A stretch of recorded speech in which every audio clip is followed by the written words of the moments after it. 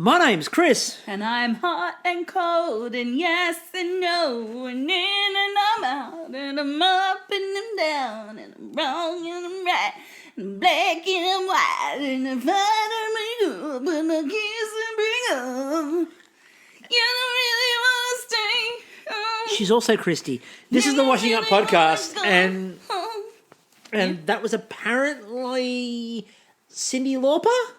I kissed a girl and I liked it. Melissa Etheridge? Yeah, sure. Um, Beyonce. Who knows? All the things. Madonna. Okay, when in doubt, it's always Madonna. This is the Washing Up podcast, and it's the end, or not quite, because Sunday's still technically Twist Week. Really? But I know. We can almost see the fucking end of Twist Week. I mean, tonight was a delight, but we're not there yet. Look, We've got to go back to Tuesday. We are going Rewind to Bye Bye Amina. By the time we get, I think of that. By the time we get to tonight, it's going to be far Big more. old smelly farts.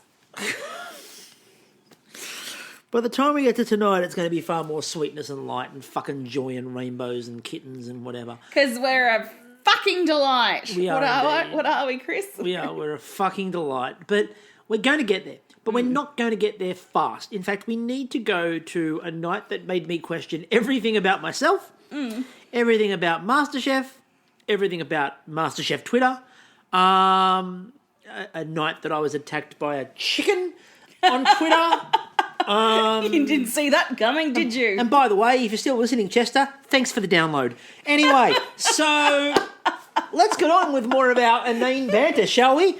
So... Look, I'm just so glad that free-range chickens these days also get a hold of Wi-Fi and they're so fucking free range. social media. They're so fucking free range. They've got access to fucking phones and Wi-Fi and you know what? Forget this idea. We are the lucky country. We're a lucky country where poultry that was going to be killed on a TV show overseas has access to Australian Wi-Fi and mobile phone data. It's a delight. Beautiful, we fantastic. Very much lucky country, and I presume that'll be featured tomorrow night on the project. This is Country. This is what I donate my Optus data for every month. Right, forget donating it for young kiddies who might need the assistance. It's the fucking chest of the chicken. Anyway, not bitter by the way, because again, downloads count. So we start with Darren Purchase. Now, here's the thing. I actually thought Darren Purchase's dish was quite cool. It was. I thought it was a really awesome idea. I thought that what he was doing was really interesting. I thought that the idea of the pav was interesting, and then when you lift the pav up, you reveal the tart underneath, It's a beautiful idea, and I love that there was so much, refinement in it, and it was going to take a lot of skill and time management to actually achieve this. What I was worried about in the whole thing, I was worried that they were going to do something like what they've done on Bake Off before with the idea of, sandwich cakes and, where you had to make something look like something else, but like it had to be a really cliche thing. What he did was fine because it was a dessert that looked like a different dessert because it was two desserts. I know, which, You actually got the pav. It's not a fake shell. No, it's a real pav. It's not Rice Krispies coated in fucking fondant. No, this is not Cake Boss. No. Right, what you are actually getting in this Darren Purchase dessert is two fucking desserts. Absolutely. Including that lid. Including a pav. Yeah. Like, you get, and I mean, look, I know you're a bandit for a pav. I fucking love a pav. You are a bandit for a good pav. Although very disappointed, right? I got excited because the cheesecake shop came up on, what was it, Uber Eats or something. Like, oh my God, they're delivering. They're not delivering pavlova. I'm like, what in the actual fuck? I mean, they're delivering their namesake, they're delivering cheesecakes. But what about pavs? So, yeah, what about pavs? I knew you were going there. Anyway, it isn't fair. So very early on we got... have to cook it instead. Very early on we had everyone had to do the steps. There were 9 pages. Okay, there were 9 pages. Now, again, my timing on this got questioned on Tuesday night, so I'm going to be really fucking vague on it this time. Yeah. At some point between 7:30 p.m. Eastern Standard Time and about 9:30, they got given the recipe. Some vague point between those two eras. Now, they got given the recipe. Now, at some point between 7:30 p.m. Eastern Standard Time and 9:30 at night, they took them away. It could have been 20 minutes in the kitchen, 2 hours, 8 hours, 15 hours. They might have had a week and a half. Yeah. Who the fuck knows? Certainly not me, apparently. So The producers would, because they designed the challenge. well, they would have known. Yeah. So they all look at Darren Purchase's dessert, and like they look at it. They have a look. They have a browse. They have a read of the recipe. There's 9 fucking pages of recipe. Now you're not going to memorize 9 pages of recipe. Well, at the best of times, you are not memorizing that. And also, Darren Purchase has taken time over this. Purchase doesn't throw desserts together in 5 minutes and go, there you go. Yep. New international dish of the season. So he's clearly put some work into this one. Yeah, I mean, other ways you could have done this. Break up the thing and you only get like a part of the recipe every 5 minutes. Well, they could have given them more of it as they went through. That would have actually been fine. Like, we're not going to give you all the recipes. They could have done it a bake-off style, which is make a meringue. But this is but this is the thing, is that what we're dealing with in the recipe is it was a far more complicated thing than just to make a meringue, make a curd, make this, make that. There were very explicit steps that had to be followed. Yeah. So the problem was that unless you were a baker, a lot of those things you needed to have spelled out in front of you and have it there. And it's not because they're shit, and it's not because they're not at the right level for this show, and we expect more. We do expect more from techniques. But it's 9 fucking pages. And especially the ones who might have worked professionally in a kitchen, they are never having to, at the start of a service, memorise 9 pages of recipe and cook something like that. Yeah, memory isn't a skill I need to see. It's not a skill in the kitchens. In the kitchens, you need to know your techniques. Yes, you do. 100%. And you need to know your base recipes, of course, but this kind Darren Purchase didn't give them a base recipe. Yeah, I know, but memory serves a purpose, but I don't feel that this is necessarily something that's going to be entertaining to watch. I mean, at some point on Tuesday night, I did question, is this amping up my anxiety when we're living in a pandemic era? We're all living with a base level of stress, and am I just not enjoying this because it's really fucking stressful, and I just don't think it's fair. It took a lot of people out of the show. And again, the other problem I think was, and I've been calling as we've been going through the show, when the edits are really obvious, I've been calling this person's going home because that edit looks obvious. Within 30 seconds of them starting the cook, I tweeted out, Amina's done. Yeah. But because they gave Amina the worst possible start you can have, which is where everyone else is following the recipe and Amina goes, I'm doing this in a different order. Mm-hmm. And you know how they could have made the twist interesting as well? Every 10 minutes or something, or 9 portions of it, take the recipe away. The first page. Yeah, well, you time it out. 50 minutes later. Take the other page away, which means that you're pushing them on their time management skills rather than... Yeah, what you do is if you talk to Darren Purchase and you go, right, how long should it take them to get to this point of the recipe? Okay, good. We'll add maybe 10 minutes on because it's the first time they've seen it, and then we'll take that page of the recipe away. Yep. Then we get to the next bit. How long should it be until they're up to here? Right, I'll take that page of the recipe away at this point. If you're going to do that. However, I don't think they even really needed to do that. Surely the dessert is the twist. How? Right, because it's the dessert hidden under the dessert. It's 2 desserts you've got to make. Yeah, but they're mixing up general MasterChef challenges this week. There's always been something new, like with the mystery box challenge. Add a couple extra boxes. We'll talk about that one because that was a different thing altogether. I know, but what I'm saying to you is that our criticism the other night of that challenge, was that it was just twists for the sake of twists. And I thought that this is twist for the sake of twist, and I don't think they needed to do it. Well, if you're going to do a twist for the sake of twist, you're better off doing it during twist week rather than a normal week. Well, you are, but I don't think they should have done it at all. And that's the point. Is that I thought that taking the recipe away was stupid in the extreme.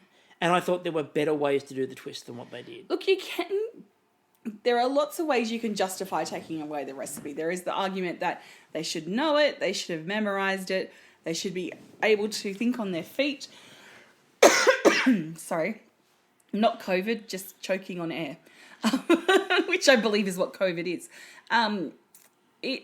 I can see that there are arguments for it, but I think it's possibly the laziest option in terms of putting a twist in.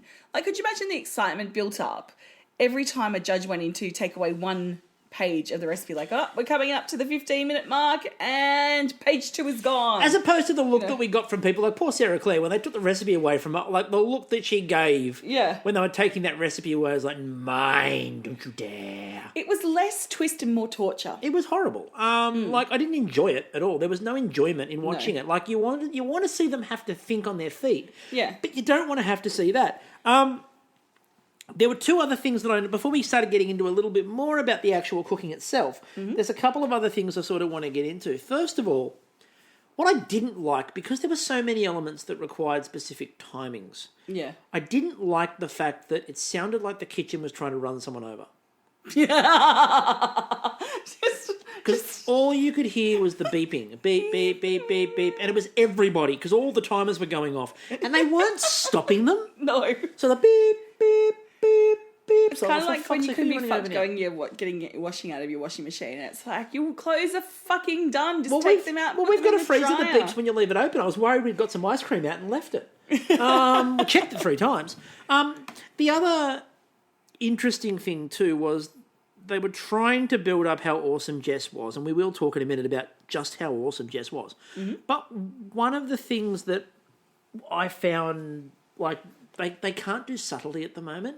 There are some times of the edit they can do subtlety. Then there's this week. And in this week with the subtlety, what they decided to do for their subtlety was that Jess uttered the phrase, since Masterchef I've studied really hard about what it takes to really understand different types of food. And they exemplified this by showing her actually picking up like a shard from on top of a dessert and looking intensely at it. Like, that's all she's done, is walk around kitchens, pick up pieces of food, look really closely, put them down, walk away. Maybe she's attending the Chairman Karga school. You just never know, Chris. I haven't seen her eat... I have not seen her eat a capsicum yet. Yeah, but nor has she summoned her Iron Chefs. Eating a capsicum and summoning your Iron Chefs is obviously what you do once you've like hit master level and you've graduated. And there's only one master in the Chairman Karga school. And it's Chairman Karga. And as you did say, but the thing was, this links us back around anyway to the idea of Iron Chef. Because earlier on when you were talking about it, you mentioned, including if memory serves. And it's like, if memory serves, which is before Chairman Karga does any challenge on Iron Chef.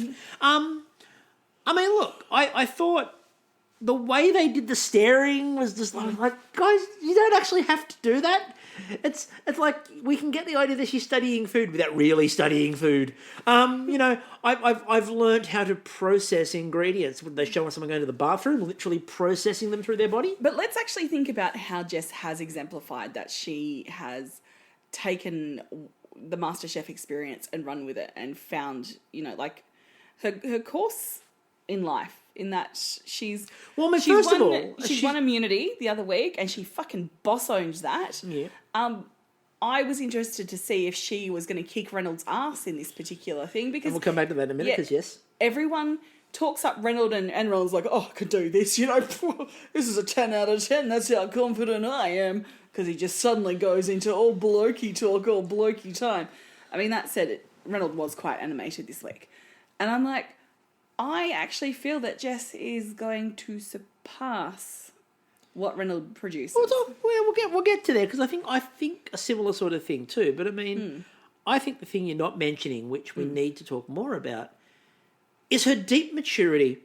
And again, you know, as it was mentioned early on, and we've mentioned it the other week as well, she was but a baby when she was first in the MasterChef kitchen. 19 years old. You know, fresh out of the nursery and into the MasterChef kitchen, possibly violating OH&S rules as she did that. But doesn't matter because now she is the grizzled veteran of 21. And as a grizzled veteran of 21, the maturity is just next level. I don't want us to sound like we're being nasty to Jess though, because she is a fucking goddamn delight. I don't think anyone thinks we're being nasty to Jess. Okay, good. It's just really funny because it's more about the fact that she sold the idea the other day that she was now much older and wiser at 21 than she was at 18. Yeah, but when you're 21, you think that. You, honest to God, think, When you're 18, you fucking think made that. it. You know, yeah, exactly. Like, every year you get, and then you hit 40, and then you're like, bitches, please. You gave too many fucks. When you hit 40, it's like, I've got no fucks to give. And I'm looking forward to 50 and looking back and laughing at my 40-year-old self. That's how much I know that as you get older, you just laugh at your younger self. Now, we're going to get to the really nasty, uncomfortable Like part. thinking illusion shots with the height of fashion. We'll get to the really nasty, uncomfortable bit in a minute, and we will get there. I do want to also just mention, we've mentioned this before, but it bears repeating again. Producers of Masterchef, do us a favour. Fix up the fucking edits on the ads.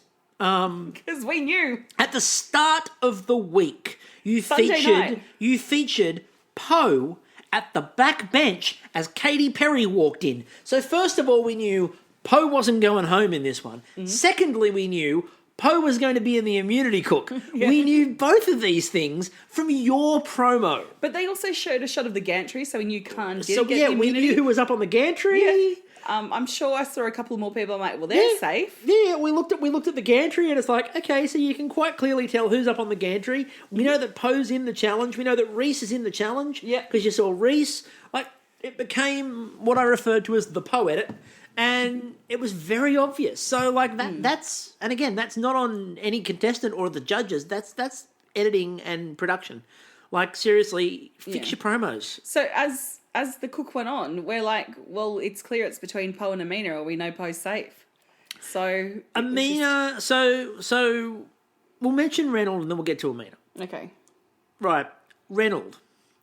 Now, you got the feeling that this became almost a bit of a personal standoff between Reynolds and Darren Purchase. Do you think Darren Purchase demanded that the recipe was taken away within a time frame that Reynolds could not memorise it? I mean, they're in direct competition with each other. Yeah, I mean, look. Dessert Kings of Australia. Yeah. It was a bit of a, you know. I mean, no offence, Reynolds, but I'm taking Purchase every time.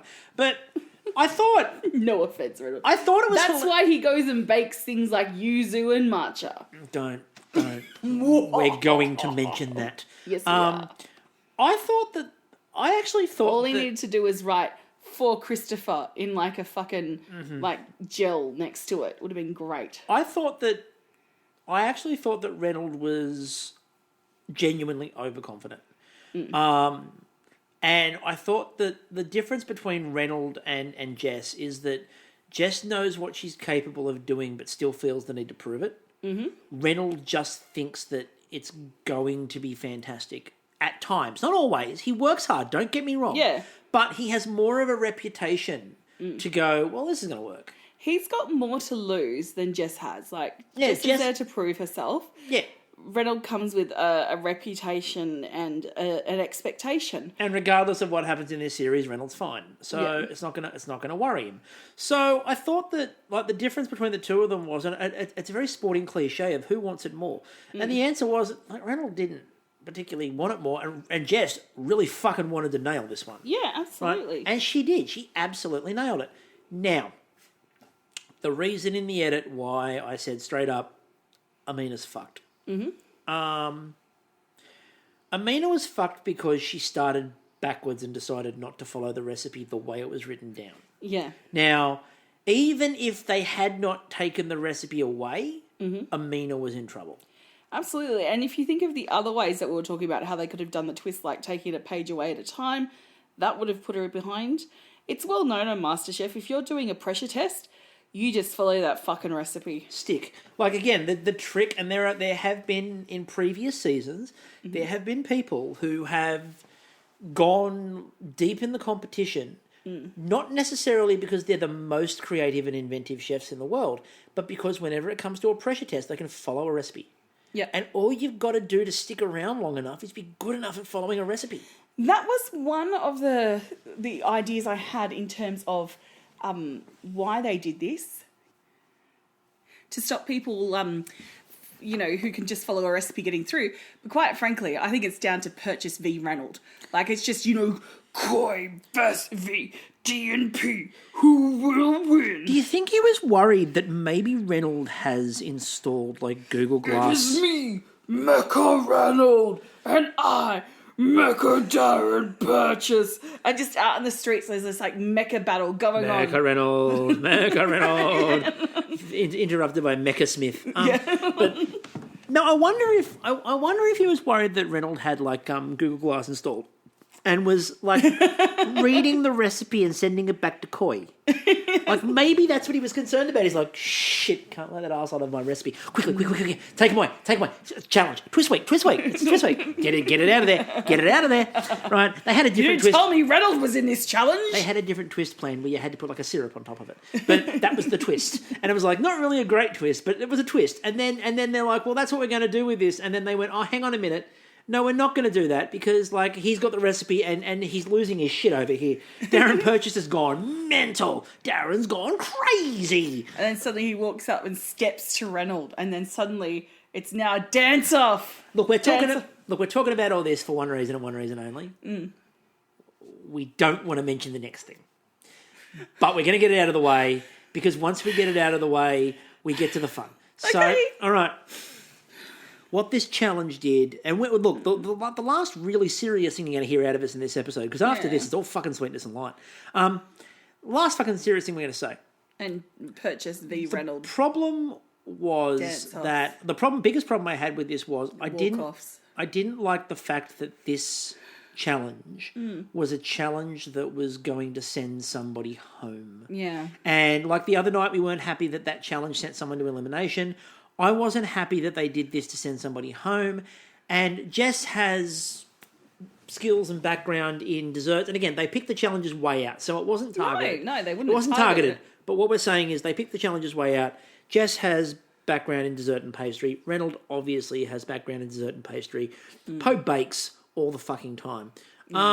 We were down to one person. Yeah. Amina. And the fact that this challenge took out one of the audience's favourite people is a really bad thing. Because, like, the audience turned very hard. Absolutely. They were not happy at all. I mean, I'm thinking about it and I'm like, even if it was reversed and the dessert, or like the recipe was something in Amina's strength, like it was straight out like a Turkish cook or something like that, would I have been happy? And it's like, no, because then that, it's a mean twist. It's not even a twist, it's a torture. I thought it was mean, I thought it was nasty, and I thought it wasn't appropriate. Anyway, so Amina went home, we all cried, drank lots of things. Everyone cried. And by the way, again, we need to point out the joy that is, in the dark times, Melissa Leong. Although apparently I got told that there are several people on Facebook that don't like her. But outside of that, you can't tell I've had a week of trolling comments, can you? But outside of the one family on Facebook who don't like her, and their friends, in capital letters. I presume they're all employed by Channel 7 or something. Probably. I don't know. They're all Big Brother fans. Coming up They're all Big Brother fans. Anyway, Melissa Leong is fucking sweetness and light because the way that she went up and hugged Amina and spoke to her about thank you for your food and thank you for your commitment and your passion and all that, it was just beautiful. Yeah. It was beautiful to see. I was so just, this is the kind of, it's something different. I don't want to even speak in gender, but there is something about being a woman with a female, not even a woman, like a woman, whether you're cis or trans or whatever, but if you're female identifying and you're living in this world, there is a certain context in which you live. And I know that there's a context more so for women of colour and women who are not, white. So to see two women, both not white, interacting on a genuine level was beautiful. So thank you. And it passed the Bechdel test because they weren't talking about a male. So, I mean, look, I'll quote Adam Lior here because I actually thought he said it best and summed up the evening quite well. Yeah. I don't know about you, but watching a young mother with a heart of pure gold who loves cooking for her family, brought to tears after being forced to recreate a mirror-glazed conceptual meta pavlova from memory, didn't quite give me the warm and fuzzies I was after. I think he said it. He said it absolutely perfectly. And I think he was right. So Amina goes home. We all have a good long hard look at ourselves that night the next morning. Because basically, if people go home, we want to see them go home by just missing it, like being able to try their best. And it wasn't close. It wasn't close. Poe missed an element. Amina's elements were all wrong. It was that simple.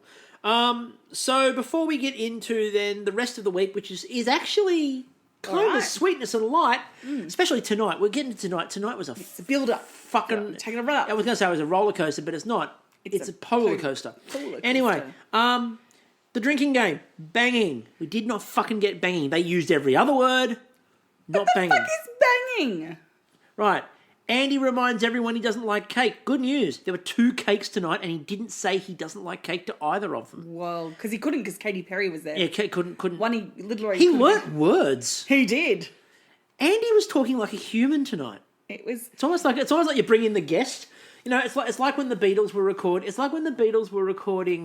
the White Album, and everyone was being bitchy and nasty to everybody else. So George Harrison brought Eric Clapton in because he figured that everyone would be nice in front of the guest. That's the whole reason Eric Clapton was there. The Vespa, we did see it, but not as much as we probably should have. They showed it in bits and pieces at the end. It was still getting over being snubbed. Dumplings. No. No, not really. I look away for a minute disaster. No, Reynolds cakes are kind of close tonight, sort of. Parfait, we did see some parfaits. Yes. References or puns relating to a Katy Perry song, not as many as you thought there were going to be. No. Most of them were just Katy Perry singing. And to quite frankly, I'm glad they avoided that, because that would have made the cringe factor unbearable. Look, the kitsch was perfect. Could you imagine it? Okay, previous judges would have been fed lines like, "Oh, make this your teenage dream. Oh, I think this one's a bit of a firework, Ms. Perry. Something, I kissed a girl." It would have something along those lines. Hibachis. Not as much as you think this week. There were some, but not as many. Contestant says if blank doesn't work, I'm in trouble. No, they had a very light week on the drinking game this week. But that was because it was twist week, and that was the twist. And we didn't need a drinking game to drink this week when we had to say goodbye to Amina. No, I was drinking. So the mystery box. So they open up the mystery box, and like I said at the start of the thing, we were looking for positives, fucking positivity, sweetness, and fucking light. It's like we're going to be rays of fucking sunshine. Yeah, rays of fucking sunshine, bundles of fucking joy. Just pooping out rainbows and farting bubble gum. Oh, I don't know if you want to fart bubblegum. That's awkward. Anyway, imagine it. It's like little pops. Little balloons, just of bubblegum. And then it pops and everyone gets terrified. Now, we didn't really have to worry, though, because they opened up the box and there was Scampi and Duck. Oh, I was there for the Scampi. I'm there for the Duck. Gidget von LaRue and I had a bit of a chat about acquisition of Scampi in Sydney. It's expensive. It's expensive. It's not readily available, but it is there. $89 a kilo. So I loved a couple of... But you know where it's not sold? Coles. No, it's not. We did a look. I checked. I'm like, and I even thought, maybe it's because I'm set to a Povo suburb where we live. And so I put it to one of the rich suburbs and they don't even get Scampi. So, no Scampi at Coles anywhere. So, I loved they were talking to Reynolds about his dish, and Reynolds is giving them the really serious conversation piece about what he's making. Yeah. And while he's doing it, we got the first signs of what would become Zen Poe. We look in the background, and Poe has the most blank expression I've ever seen, and is just looking, arms folded, at the bench. She was very tranquil. I was expecting... She wasn't... a Bodhi tree just to sprout behind her. Yeah, she wasn't flying around. She wasn't running around. She was barely moving. She was hardly breathing. I thought it was just really funny because, you're just watching it going, does Poe realise where she is? But this is what I love about this particular challenge and how they've set it up, is there's nothing to fucking lose in it. So you're going to get creativity. You're going to get people just going, you know what? I need to calm the fucking farm and meditate on this bitch. So there's a couple of elements that caused a lot of interest in the box. The first one being Worcestershire. We heard a bunch of pronunciations last night of Worcestershire sauce. Worcestershire. Worcestershire. I can never say it. And then they made, and then of course, like I think it was Reece. Worcestershire. Was it Reece who couldn't say it? A lot of them couldn't. Sarah couldn't. Yeah, but the Worcestershire, and they made them say it. It was horrible. It was bullying. Like, of all the sauces, like HP sauce gets a fucking, Katy Perry fucking walks off with a bottle of HP. Oh, she was gifted it. Acronym. They probably saw her trying to filter, like, we can't have Katy Perry looking like a robber, like a stealer, like a thief. What I also really appreciated, though, was turnips. Now, at the time, not really a major ticket item, not really something that's going to be interesting. Who would have known that in the current lockdown climate under which the world is operating, that turnips are one of the highest trending currencies on earth? Which is quite interesting. I dated a Cornish guy, and turnips are like synonymous with Cornwall. And you know what he said to me? Oh, in Cornwall we pick turnips and we have sex and it ain't turnip picking season. So we weren't picking turnips. Actually, we weren't doing the latter either because I was young and virginal back then. But Just saying, Mum. The turnips are the largest currency on the planet right now. Oh, on fucking Animal Farm. I really miss Animal Crossing, Animal Farm. Well, it is 1984. With the laws that are being just shuffled through Parliament at the moment, but I don't know what will come out into the world. Because I'm sitting there going, I'm leading you in beautifully, and you're just telling a story about sex and turnips, and I'm here going... What else am I going to talk about? Khan was begging the world for turnips because he's playing Animal Crossing and he wants his island to look good. I saw Elijah Wood. So while everybody else, and we'll talk about Elijah Wood in a second, but while everyone else on Twitter was talking about the show and they're talking about the mystery boxes and they're making jokes and it's all this fun stuff, and Khan spent the whole night literally begging for turnips. Look, I really got a status user. And then explaining to Jock and Andy why he wanted turnips. Because neither of them have a clue what Animal Crossing is. So if you've got spare turnips, look, we're going to put a shout out here. Yeah. We're here for people. We always like plugging things they want. Message Khan. Give the man some turnips. Send a turnip to your Khan Hong. It's like a Patra turnip. No, forget send a coin to your watcher. Yes, send a turnip to your Khan Hong. Valley. So do that. Podcast of plenty. Do that. So the turnip thing was quite funny. And it was great because they had absolutely zero idea that was going to be quite funny when they did it. Reece decided, of course, that keep going. Yep. So Reece decided as well that he was going to jump weeks completely. Mm-hmm. That he wasn't going to do Twist Week. He was going to do Redemption Week. Oh, yeah. Now, in my mind, I'm going, but you haven't sent enough home yet to do Redemption Week, and Redemption Week always involves bringing someone back. And Reece, you don't want him. Then I'm like, he just means taking out the shitter.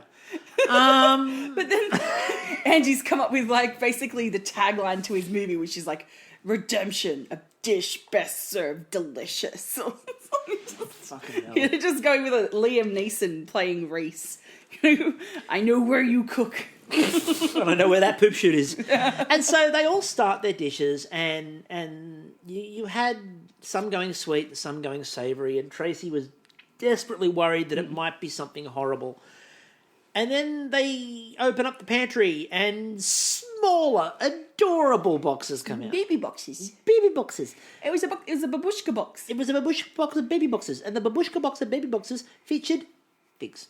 Oh my God, Masterchef need to make babushka boxes for everyone. Like just little souvenir babushka boxes. It could be fun. Just a box and a box and a box and a box. So what we had was figs and a smaller box. It's like a lesbian orgy, just a box and a box and a box and a box. Not that you can actually do that because scissoring is not a real fucking thing. But I feel like you also don't run the Twitter account. I feel like I'm about to be bombarded by people going, yes, it is. Anyway, so we got figs in a smaller box.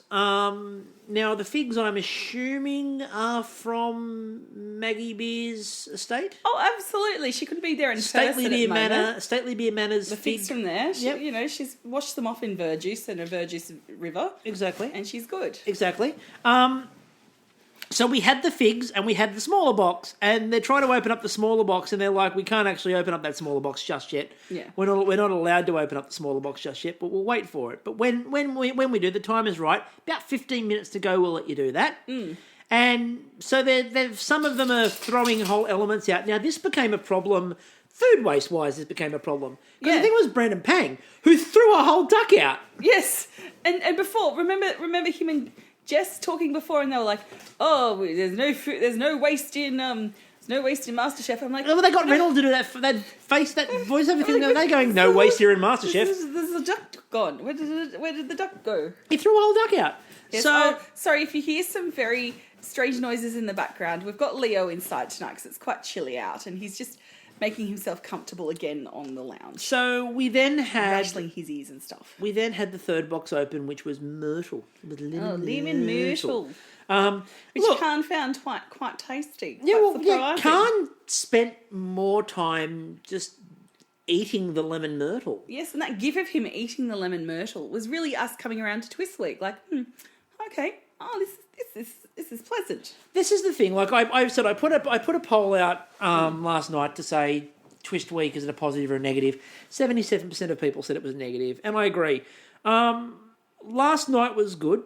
Yep. I don't think it was because it was Twist Week. I feel like it was good in spite of that because they backed it down and they made the twist something that was manageable. And Melissa Leong even went so far as to say after they got to the lemon myrtle, all of these ingredients actually work together. Mm-hmm. Right? They made a point of saying these things do work together.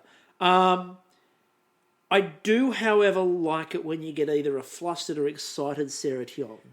Oh yes. Oh, Jesus, this is a side of Sarah we haven't seen. And her frustration with lemon myrtle was something to behold. Oh, shitballs. Her quotes have been amazing. Her jumping up and down, her energy, her vibrancy, and her fucking food, which anyone who watched her season knows how good her food is. Absolutely. But what we're seeing a lot more of is just how passionate about food Sarah is. Mm-hmm. And we're getting a lot of that. Now, they got everything ready. I mean, Reynolds, I think lost Twitter a little bit last night when I commented on the Ibsen play. So Reynolds kept on saying, the beautiful fig. Yes, you lost me. I was expecting people in like black turtlenecks and like a gong going dong, the beautiful fig, dong, the beautiful fig, dong. See, coming from you, the Ibsen play, I just presumed it was something out of a sports ball. Like, oh, this is the 1999 Cadillacs and their Ibsen play. Who the fuck are the 1999 Cadillacs? I don't fucking know, but I presume it's a team that did the Ibsen play in a sports ball and won. That's how they won the World Series of sports balls. I'm going to distract from that by pointing out that Melissa Leong last night said to Hayden, fanging. Oh, that was a delightful little thing. And this is where I learnt that she's from the Shire. Everyone has a failing.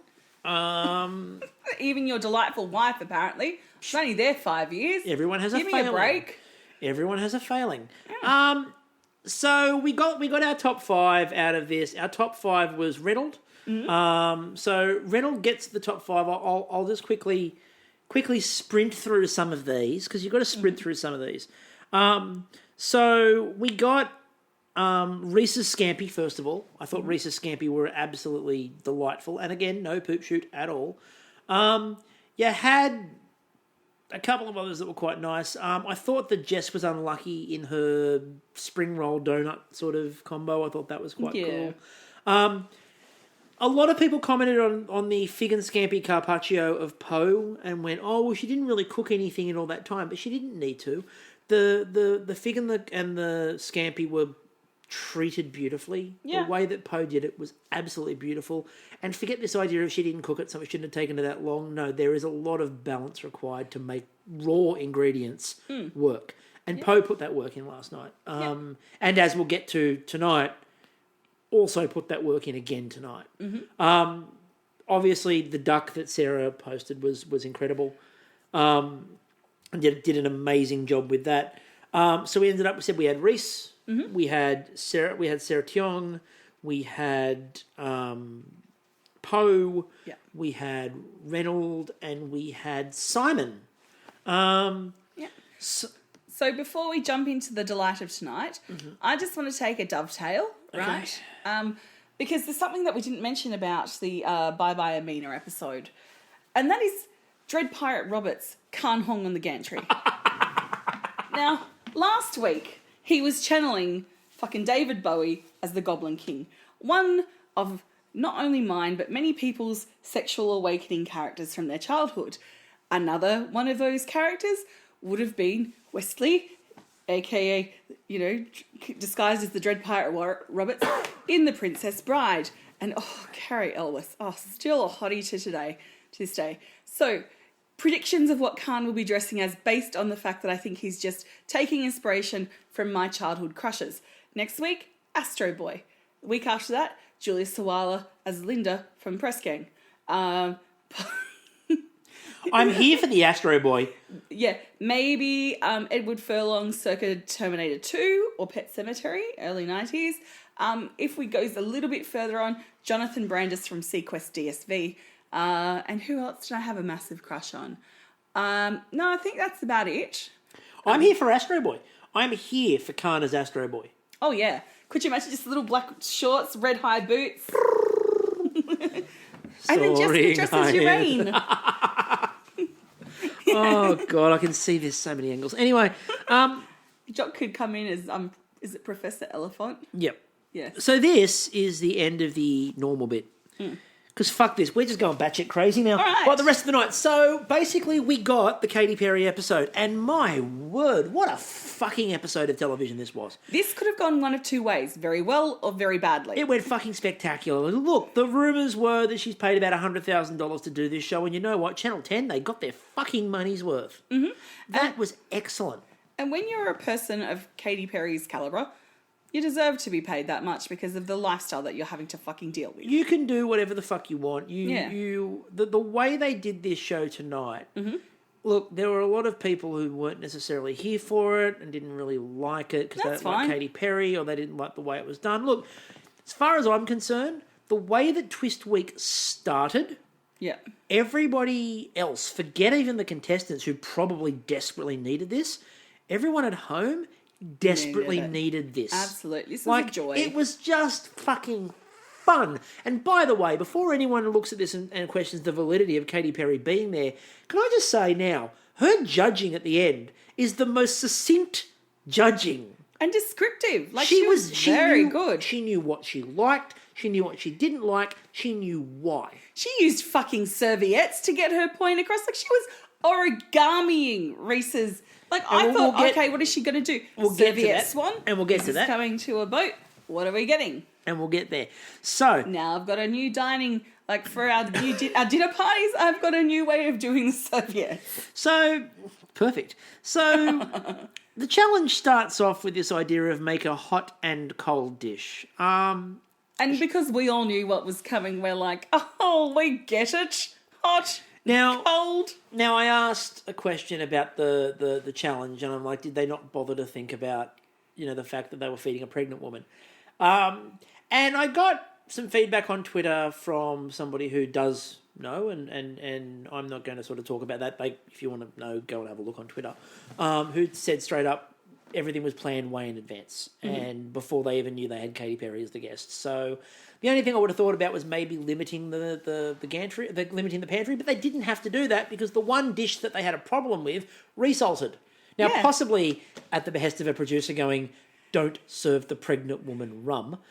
But, like, when Reece announced he was doing rum bubbers, first of all, those of us who are bake-off aficionados flashed back. And had big claps, like, oh, we're getting a rum bubber. First of all, there were big claps. And second of all, there was a flashback to the moment where people were trying to work out how to actually get the rum to soak through a rum bubber. The answer, by the way, is don't poke holes. No, do not poke holes. Again, those of us who are, again, the bake-off aficionados will tell you straight up, if you poke a hole in a rum bubber to try to make the syrup soak through it, bad. All you're going to get is Nasty. Spotty pockets of rum. Not good. And the rest of it's going to be dough. No. So you need to actually soak them and turn them and soak them and turn them and soak them and turn them. And you know what? Reece turned so many bubbers tonight. Oh, Reece turned a lot of things tonight. Oh. I think Reece was about to turn tonight, Reece quite turned, frankly. was turning, is turning, did turn. Who the hell knows? Yeah. Like, by the end of the night, like, I think Reece was in his own very happy place. And especially the moment at the end where Katy Perry basically jumped to the counter, grabbed the last part of the baba she was eating and walked out with it in her mouth. And Reece is like, I'm happy. I can die happy. That's wonderful. She knows my name. So, the first part of the challenge, they're all sort of setting up to cook. Yep. Poe's doing the rendang. We'll come back to that because duck rendang was amazing. And you could kind of see it through their heads, like when they got hot and cold. And there's this kind of like disbelief, kind of like, yeah, it'd be funny if Katy Perry was the guest judge. How hilarious would that be? Yeah.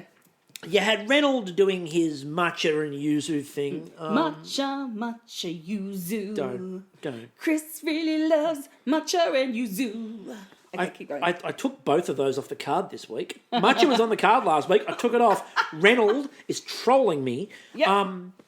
Look, matcha He only begs to piss you off. Look, matcha and yuzu And to defeat Darren Purchase. Matcha and yuzu are two of my least favourite things that I see used on television. We get it. Although, as I'm explaining, we have a bigger audience now. A much bigger audience. I know, we're getting trolled. Who have never heard this. We've finally made it. We've made it, we're getting trolled. We have a much bigger audience. Matcha and yuzu, the reason why I hate matcha and yuzu so much, I actually like yuzu. I really genuinely dislike matcha. I have argued, again, people who have heard the podcast before know this. I have argued that matcha to me is like that green felt at the bottom of fish tanks. But the reason I'm really against them is that, especially on baking shows, they are the most overused ingredient in the history of television. Everybody uses them in everything, and it's too much. Oh, let's so I not think about vanilla and chocolate. Then. So moving right along, don't besmirch chocolate. I'm not besmirching. You have chocolate. a good relationship with chocolate. I know, but you said, matcha is one of the most overused. Yeah, because it's flavors overused. in this. But it's overused for the sake of being gourmet. It's not gourmet anymore. So what are you saying? Should we move on to like eggplant flavoured cakes? I mean, I know some people in Spinach. MasterChef right now who would do it. I've seen a spinach cake. Yeah. We saw all that in Bake Off last year. British Bake Off in particular, we saw it in. Oh, that's But in right. Australian Bake Off, Laura was doing it all. Oh, that's right. She put like. So when you're fucking- going, what are we going to see next? This, my answer is, we've done it. Laura's done that. Been there, anyway, done that. so our banter's off track. Remember, our banter's shitty. Yeah, No well, one likes our shitty banter. Move on. Move on. So anyway, move on. We need to be more focused. Focused. We're going to keep the poultry listeners. We have to keep the poultry corner. We don't want to go foul. We have a poultry corner. We don't want to be foul We to don't the want to foul. be. We don't want to be foul of the poultry people. So we need to keep focusing. So let's focus. All right, focus, Kristie. Let's focus like Katy Perry was focused tonight. Oh, she was on the fire. Katy Perry walked in and just fucking went off. Just pwned it. And can I just say, I loved it. I loved the fact she broke the fucking fourth wall and kept staring down the barrel of the camera. Kept looking like she was giving head. Because it was different, because it was batshit crazy. And because she could fucking get away with it. And she's Katy Perry. Like, she goes on, what music show is it? The Voice? She's been on a bunch of those things. One of those things, like there's a persona on those shows where they go OTT, and she brought a little bit of that to it, and I'm okay with it. I'm okay with her swinging her butt around. The only problem that I had with the whole Katy Perry experience, there's one problem, and I tweeted out a conversation I would have loved to have heard. What I wanted to hear was a conversation between Callum and Katy Perry. Because if there's one thing we learnt about Katy Perry, she is with child. Is she? Oh. Not pregnant. No. Not having a baby. She's very Lucille Ball. With child. All she needs to come in and go, I'm in the family way. With child. Yes. Non-fucking stop. Remember, I'm with child. She even, they got to the point where Do you at think the very end... she's going to have her lifeline is now going to be WC and BWC? Like, before I was with child. Yes. And what I liked especially, though, is that by the very end, before they got to the judging, she made another comment about being with child, and they just moved. Like, you could almost tell the producers were like, enough, kill it. We can see it. And There's your belly. And speaking Stick it out. And speaking of killing it, Poe nearly killed Katy Perry. I when Katie's going, I like spice, I'm like, oh, hun, you're so white. Like, you're setting yourself up. You are, like, the poster girl for white women. Like, you and Jessica Simpson and possibly fucking Britney Spears, like, you wouldn't have anything hotter than perhaps some pepper on your sandwich. And here you go, I'm just craving spice. I'm like, oh, but Poe's doing real spice. When Poe does the spice, look out, because Poe has a habit of overloading them. And here come the spice. Like, the heat is on, as Katy Perry was singing. Now, do you think they had to keep cutting away from her because she kept breaking out into, songs that needed the rights to it? Yeah, look, she could have broken out into her whole back catalogue and that would have been fine. But the second you start breaking out into da da da da da da da da da da, you get in trouble. I'd like to see her doing a cover of it. Although, if you were in the 1980s, it's the perfect song to come out of an ad break to, as Tony Martin has always said. You wanted to come out of an ad break to The Heat Is On. Yeah. So I thought that the way that she bounced around Reece. Okay, look. We talked before about how horrible it was that they took away the 9 pages of recipe. I feel that Reece was disadvantaged in this challenge by Katy Perry's existence. One of his fan favourites. Wanders through the door. I did not see Reece loses his shit. I did not see Reece cook a single thing after Katy Perry walked in. It happened. Yeah. But I didn't see it Barbers, but because he kept walking off or crouching under the table or like, I can't believe this. He walked into the pantry where Katy Perry and Melissa Long, you're talking, he's just kind of like, pretend I'm not here, I'm just coming in for some salt or something. I came in for something. I'm sure he walked in, completely forgot what he needed, grabbed whatever he could and wandered back out going, oh fuck, that's right, I needed. My other favourite part of that was Sarah T, who was just as excited. And Sarah T, there were a couple of joys for me. First of all, when they walked over to her bench and said, what are you cooking? And she went, oh shit. Just imagine. And then Katy Perry comes up behind her. Yeah, that was the next bit, was that she kept on coming up behind her and putting out, she did it 3 or 4 times and like put hands on her back and whispered into her ear. Yeah. And you could just see Sarah just like going, but also, like, she's handling hot pans, and there's one time when she's got, oh, please don't do that. You could just imagine her going, this would be the end of my life if I ended up, like, scolding Katy Perry with hot pork. It was like when on TV. It was like when she walked up to Poe's bench the first time, and Poe's like, "Don't come over here while I'm pouring. Don't come over here while I'm pouring." I also liked the first time that she went over to Reece. And the first time she walked over to Reece's bench, where she looks at Reece and goes, I'm gluten intolerant. I'm severely allergic to gluten. And Reece just looks at her and is like, oh my God, what the... And she just like, jokes! That was fantastic. I loved that. I just thought the way that and then when she went back to Reynolds' bench the second time and he'd cleaned up, like, I've got to impress the Katy Perry. Simon was I'm just wondering if Jess is on the gantry going, oh, no, you don't. That is my man. Simon was the only one who kind of kept on going with his everyday life. Yeah. Like, he was really good. Yeah. It wasn't that he was, like, dismissing her. On the contrary, he was great. But he was, like, just carrying on with everyday life. Here, you want a little bit of this, Katy? Like, just have some of my carrot. And Katie's response was the right response, which is, but this isn't enough food. Yeah. What are you doing, Simon? You're not feeding me. But the way she fucked with other people, he fucked with her. Like, I'm just doing making a juice cleanse. Yeah, I'm doing a juice cleanse. Why are you doing a juice cleanse? I'm out of here. No, I'm not doing a juice cleanse. I thought that was really cool. I liked a lot of the way they did it. I liked the bit where suddenly Jock became serving boy when we worked out that, like, she sprained a thumb. What the fuck were you doing, cut Katy? Food. And then I loved Andy's little on the back of that. You're going to cut mine up too, Mum? That was really cool. Look, and the dishes they served up, we'll mention the dishes briefly because we need to. We start with Sarah's pork? We'll start with Sarah's pork. After the whole, inspiration for the next gay erotic fiction coming out. 100%. Sarah's pork looked incredible. Mm-hmm. I wanted smell-o-vision at that point. It looked great. Uh-huh. Katy Perry was here for the balance between the fat and the meat. And as she said, I wasn't really big on pork, but pregnancy has changed my taste buds for the positive. Yeah. She liked that. She liked what Simon did with the vegetables too, although that was never going to win because it was too small and it was vegetable. Mm. Reynolds picked a bad night to burn his cake. Oh. It was clearly burnt. Yeah.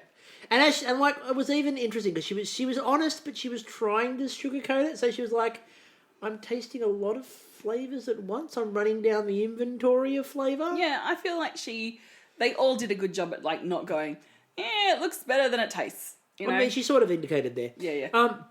Then she liked Reese's rhubarber, obviously. But that grapefruit sherbet that he spoke of, I was like, well, I'd like to try that. We then got, in the Reece judging, the greatest moment in the history of Australian television.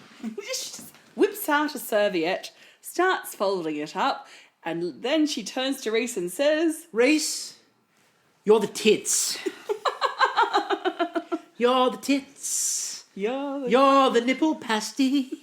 You're the tits. You're the booby Bra-lasty.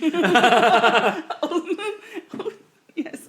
So I loved the "You're the tits" line. It typified everything about this. She was having a fucking ball, and it was. I think she did this the day after the Women's World Cup Cup final.